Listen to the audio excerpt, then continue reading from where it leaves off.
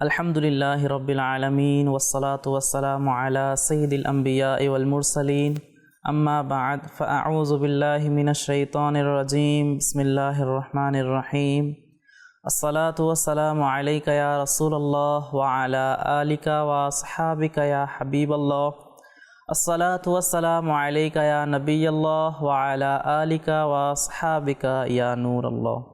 মাদানী চ্যানেলের দর্শকবৃন্দ, আবারও আপনাদের সামনে ধারাবাহিক অনুষ্ঠান কি কেন কিভাবে নিয়ে উপস্থিত হয়েছি। যে যেখান থেকে দেখছেন দেশ প্রবাস সবাইকে আন্তরিক শুভেচ্ছা ও অভিনন্দন। আজকে আমরা ধারাবাহিক অনুষ্ঠান কি কেন কিভাবে একটি গুরুত্বপূর্ণ বিষয় নিয়ে আলোচনা শ্রবণ করব। আমাদের সাথেই থাকুন এবং আসুন আমরা আমাদের আলোচনায় যাওয়ার পূর্বে রসুল পাক সাল্লাল্লাহু আলাইহি ওয়াসাল্লাম এর উপর দুরূদ শরীফ পাঠ করার একটি ফজিলত শ্রবণ করি। যেমনইভাবে মাজমাউজ জাওয়ায়েদ নামক কিতাবের মধ্যে একটি হাদিসে পাক এরকম এসেছে যে রসুল সাল্লাল্লাহু আলাইহি ওয়াসাল্লাম বলেন, যে ব্যক্তি আমার উপর একবার দুরূদ শরীফ পাঠ করবে আল্লাহ সুবহানাহু ওয়া তাআলা তার উপর 10টি রহমত নাজিল করবেন, এবং যে ব্যক্তি 10 বার দুরূদ শরীফ পাঠ করবে আল্লাহ সুবহানাহু ওয়া তাআলা তার উপর 100টি রহমত নাজিল করবেন, এবং যে ব্যক্তি রাসূল সাল্লাল্লাহু আলাইহি ওয়াসাল্লামের উপর 100 বার দুরূদ শরীফ পাঠ করবে আল্লাহ সুবহানাহু ওয়া তাআলা তার দুই কপালের মাঝখানে লিখে দেবেন এই ব্যক্তি নেফাক এবং জাহান্নামের আগুন হতে মুক্ত। সাল্লু আলাল হাবিব সাল্লাল্লাহু তাআলা আলা মুহাম্মদ সাল্লাল্লাহু আলাইহি ওয়াসাল্লাম। মাদানী চ্যানেলের দর্শকবৃন্দ, আজকে আমরা যেই আলোচনার বিষয়বস্তু নিয়েছি তা হলো পবিত্র আল কোরআন। আজকে আমরা পবিত্র কোরআন এর মধ্যে কি রয়েছে, পবিত্র কোরআন কেন অবতীর্ণ হয়েছে, উদ্দেশ্য কি, এবং আমরা কিভাবে পবিত্র কোরআন এর উপর আমল করতে পারি। তো আসুন ইনশাআল্লাহ আমরা ধারাবাহিকভাবে শুনবো আলোচনা। তবে আলোচনা শোনার আগে আমরা পবিত্র কোরআন কাকে বলে এর সংজ্ঞা জেনে নেই। কোরআন হলো আল্লাহর পক্ষ থেকে মানব জাতির হেদায়াত ও পথ প্রদর্শনের জন্য সর্বশেষ নবী মুহাম্মদ মুস্তাফা সাল্লাল্লাহু আলাইহি ওয়াসাল্লাম এর উপর আরবি ভাষায় নাজিলকৃত আল্লাহ তাআলার বাণী, যা তাওহীদ, রিসালাত, আখিরাত সহ মানব জীবনের পূর্ণাঙ্গ দিক নির্দেশনা প্রদান করে।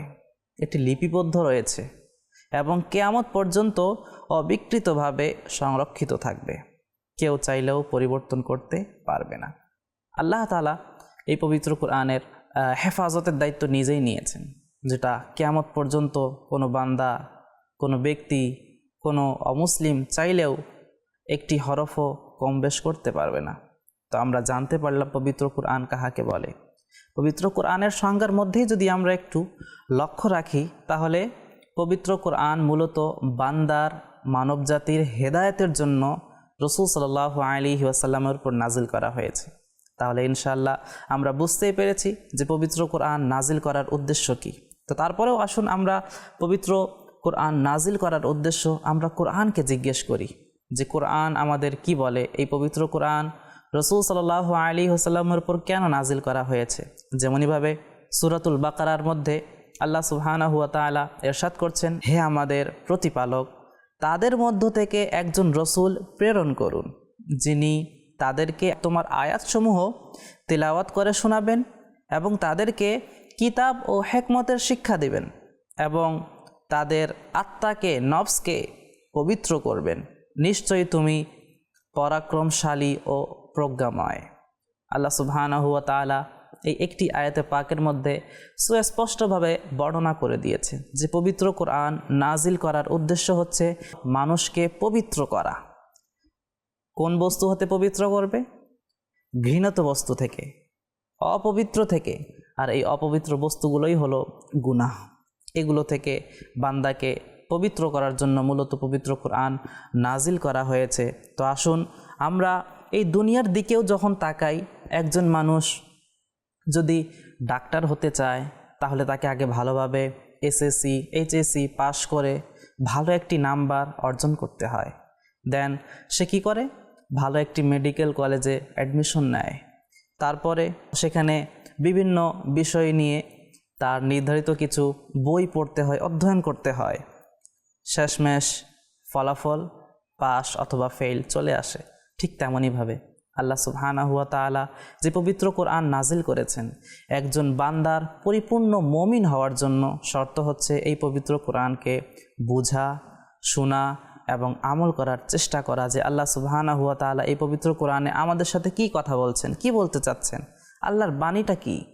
আমরা যারা আরবি জানি তাদের জন্য তো সহজ হয়ে গিয়েছে, কিন্তু যারা জানি না তাদের জন্য উলামায়ে কেরাম এই পবিত্র কোরআনকে বোঝা সহজ করে দিয়েছে।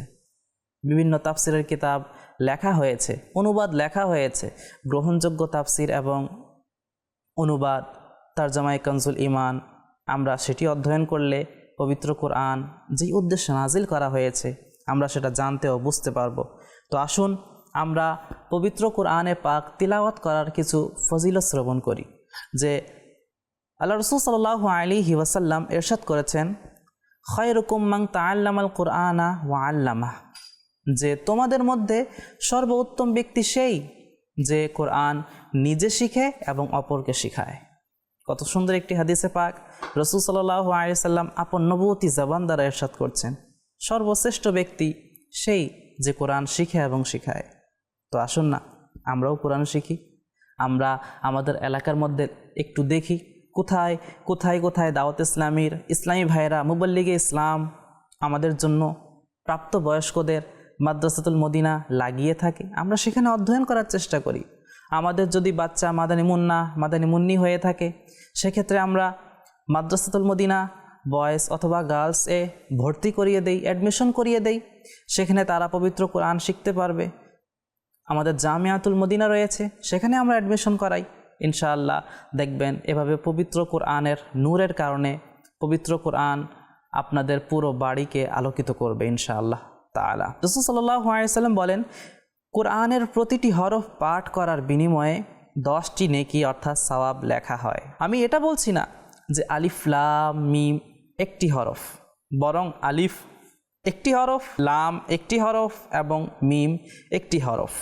অতএব বোঝা গেল যদি আমরা শুধুমাত্র আলিফ লাম মিম সওয়াবের নিয়তে পাঠ করি, আল্লাহ সুবহানাহু ওয়া তাআলা আমাদের 30টি নেকি দান করবেন।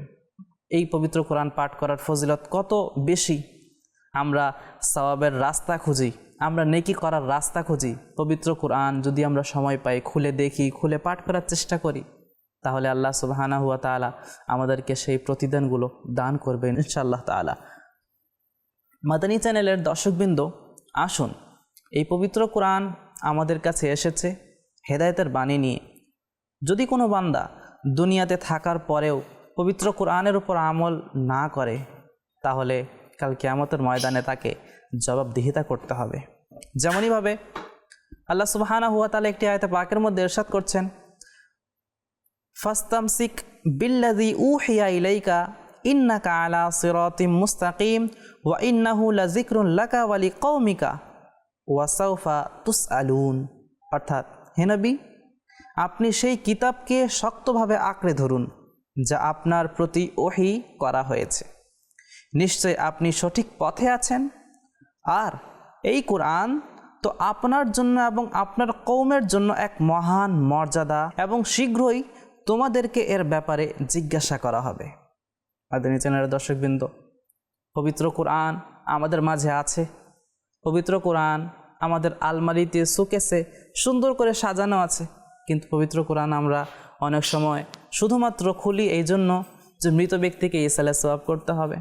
আমার দাদি মারা গিয়েছে, আমার নানি মারা গিয়েছে, দাদা দাদি, আমার আত্মীয় স্বজনের মধ্যে বিভিন্ন ইসলামী ভাই ও বোন মারা গিয়েছে, আমার রিলেটেড কেউ মারা গিয়েছে, তাকে শুধুমাত্র ইসালে সওয়াব করার জন্য বছরে একবার আমরা পবিত্র কোরআন খুলে দেখি। তাও পড়তে পারি কি পারি না আল্লাহ ওয়া রাসূলুহু আ'লাম, আল্লাহ এবং তার রাসূলই ভালো জানে। আমাদের কি উচিত না পবিত্র কোরআন খুলে দেখা, শিখা এবং এর উপর আমল করার চেষ্টা করা? নয়তোবা কাল কিয়ামতের ময়দানে আল্লাহ তাআলার দরবারে আমরা কি উত্তর দেব? আমাদের তো উত্তর দিতে হবে না।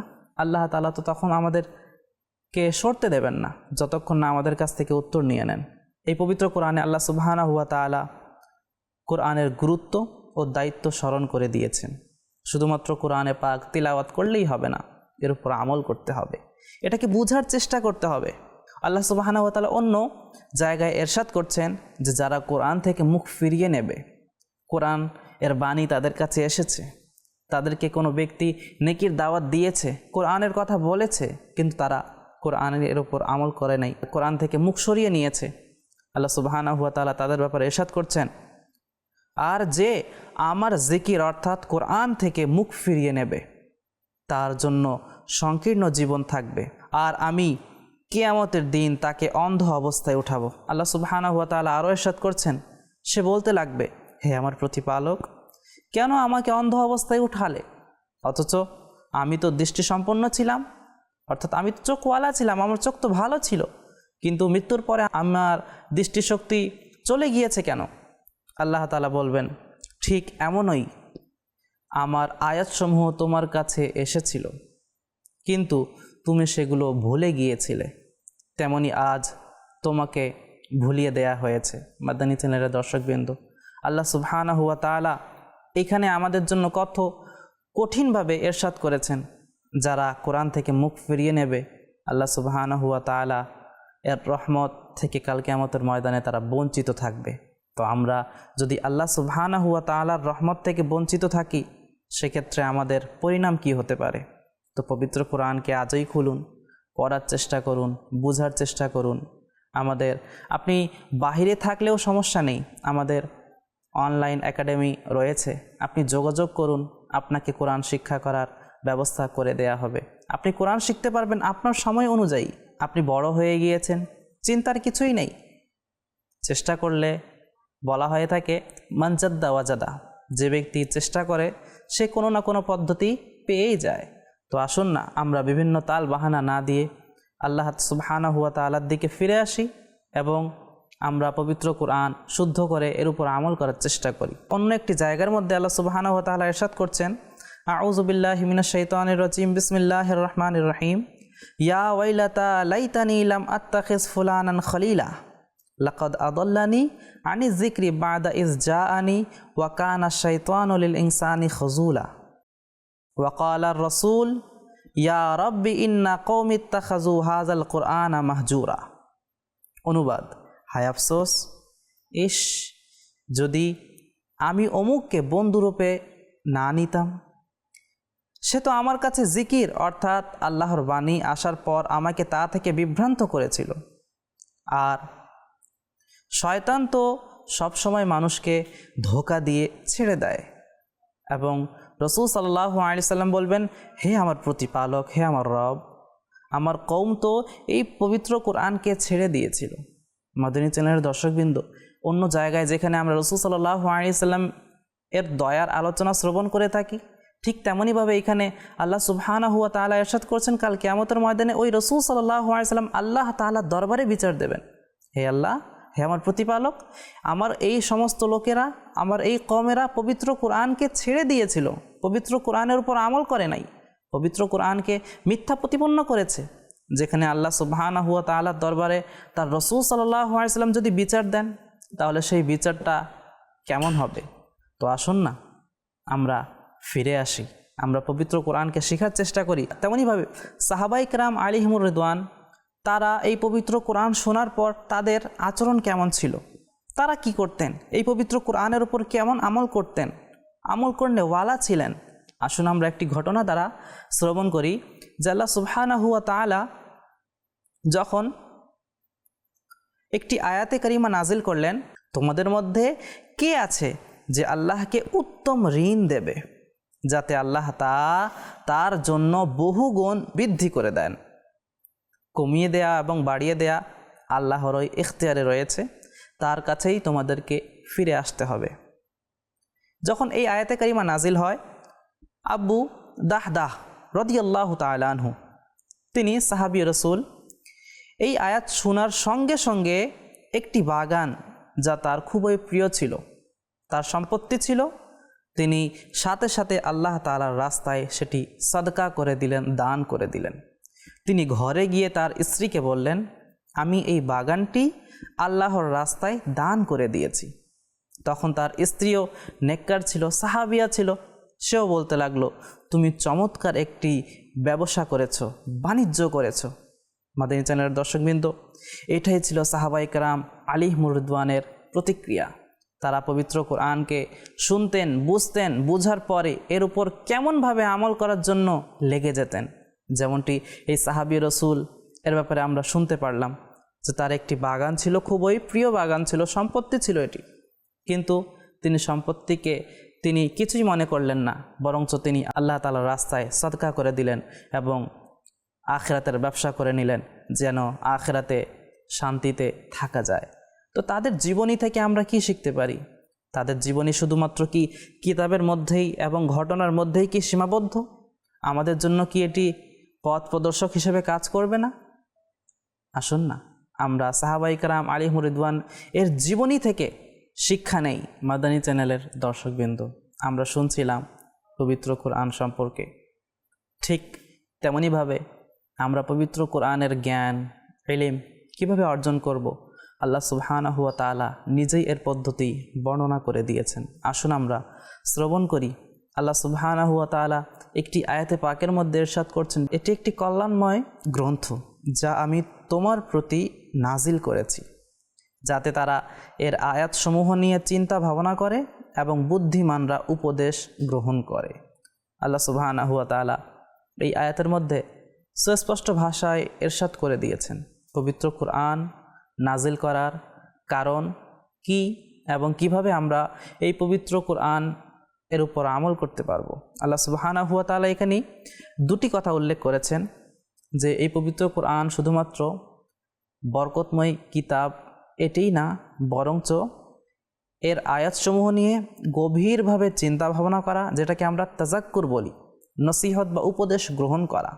আল্লাহ সুবহানাহু ওয়া তাআলা এই পবিত্র কোরআনে পাকের মধ্যে বিভিন্ন নবী আলাইহিস সালাতু ওয়াস সালাম এবং তাদের উম্মতের উপর হওয়া আযাবসমূহ নিয়ে আলোচনা করেছেন এবং বুদ্ধিমানেরা তো সেগুলো নিয়ে চিন্তা ভাবনা করে, সেগুলো নিয়ে নিজেদের ভুলগুলো খোঁজার চেষ্টা করে, নিজেকে সংশোধন করার চেষ্টা করে। আল্লাহ সুবহানাহু ওয়া তাআলা একটি আদেশ এখানে দিয়েছেন যেন এই পবিত্র কোরআন থেকে বান্দা নসিহত গ্রহণ করে, উপদেশ গ্রহণ করে, এবং নাম্বার 2 এবং বিবেকবানদের জন্য শিক্ষা গ্রহণ করা, যেটাকে আমরা তাজাক্কুর বলে থাকি, এবং গভীরভাবে চিন্তা ভাবনা করা, যেটাকে আমরা তাদাব্বুর বলে থাকি।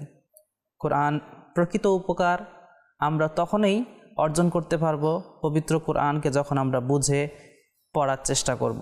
তো আসুন আমরা পবিত্র কোরআনকে বোঝার কিছু স্তর জানি। যে আল্লাহ সুবহানাহু ওয়া তাআলা পবিত্র কোরআনের একটি জায়গায় ইরশাদ করেন, আমি কোরআনকে উপদেশ গ্রহণের জন্য সহজ করে দিয়েছি, তবে কেউ কি আছে উপদেশ গ্রহণকারী? অর্থাৎ কোরআন সহজ করা হয়েছে উপদেশ গ্রহণ ও হৃদয়ে ধারণ করার জন্য। কোনো ব্যক্তি যদি পবিত্র কোরআন থেকে উপদেশ নিতে চায়, নিজের অন্তরে ধারণ করতে চায়, আল্লাহ সুবহানাহু ওয়া তাআলা তার জন্য সহজ করে দিয়েছেন, এবং এতে সাধারণভাবে চিন্তা ভাবনা করা এটিও অন্তর্ভুক্ত। কিন্তু নিজের ইচ্ছে মতো ব্যাখ্যা বিশ্লেষণ করলে চলবে না, কেননা তাদাব্বুর পবিত্র কোরআনকে ভালোভাবে বোঝা, চিন্তা ভাবনা করা, এটার জন্য কমপক্ষে হলেও 15টি ইলম দরকার হবে, যেমন নাহু, সরফ, উলুমুল কোরআন, সিরাহ ইত্যাদি বিভিন্ন উলুম জানতে হবে, এবং এটি শুধুমাত্র উলামায়ে কেরাম তারাই করতে পারবেন। তো আমরা যারা সাধারণ মানুষ, তারা আমরা উলামায়ে কেরাম যারা সুন্নি আলেম, হক্কানি আলেম, তাদের কাছ থেকে আমরা পবিত্র কোরআনের সঠিক বুঝ নিতে পারবো। তো এই জন্য আমাদের উচিত উলামায়ে কেরাম তাদের কিতাব পড়া, তাদের সাথে ভালো সম্পর্ক রাখা, তাদের সাথে মুলাকাত করা, দেখা করা। কোনো মুসিবতে ফেসে গিয়েছি, কোনো বালা মুসিবত চলে এসেছে, পবিত্র কোরআনে এর সমাধান তালাশ করা। তো এর জন্য একটি হাদিসে পাকের মধ্যে আল্লাহ রাসূল সাল্লাল্লাহু আলাইহি ওয়াসাল্লাম ইরশাদ করেছেন যে কিয়ামত পর্যন্ত কোরআনের ব্যাখ্যা চলতেই থাকবে এবং এর গভীরতা কখনো শেষ হবে না।